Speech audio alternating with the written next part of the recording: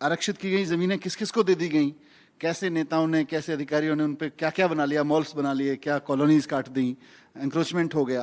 तो ये बहुत सारे ऐसे चैलेंजेस हैं। पर आपने कहा कि शुरुआत कैसे हुई। शुरुआत में जब मैं गया तो बहुत सारे स्कूल्स में गया। मेरे सामने दो चैलेंजेस थे। एक ये था कि हम एजुकेशन को एजुकेशन के रूप में लें।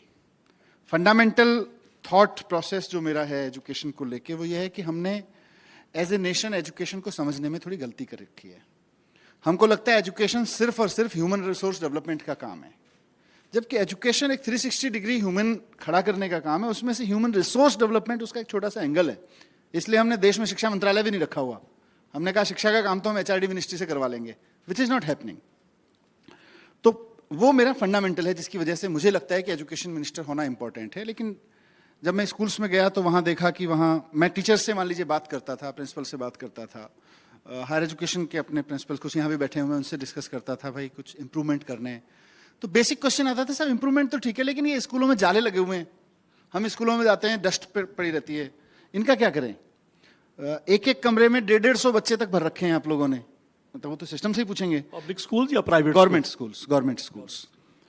तो अब जिस कमरे में स्कूल में आप आरटी एक्ट में और संविधान में लिख के बैठ गए साहब 1:40 होगा, पर हकीकत यह है कि दिल्ली जैसे राज्य में मैं जब स्कूलों में गया तो मैंने देखा एक सबसे ज्यादा एनरोलमेंट का स्कूल था, उसमें 174 बच्चे एक क्लास में एनरोल थे।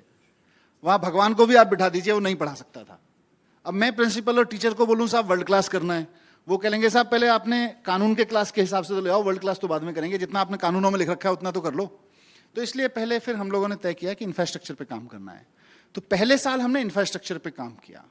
जब वो थोड़ा सा टेक ऑफ हो गया, अभी सारा इंफ्रास्ट्रक्चर जितना जरूरी उतना नहीं हुआ, लेकिन जब टेक ऑफ हो गया तो दूसरे साल से हमने टीचर्स ट्रेनिंग पे काम करना शुरू किया कि उनको if I want my teachers to deliver world class then I have to help them understand what the world class is, what the world is doing. Share chat.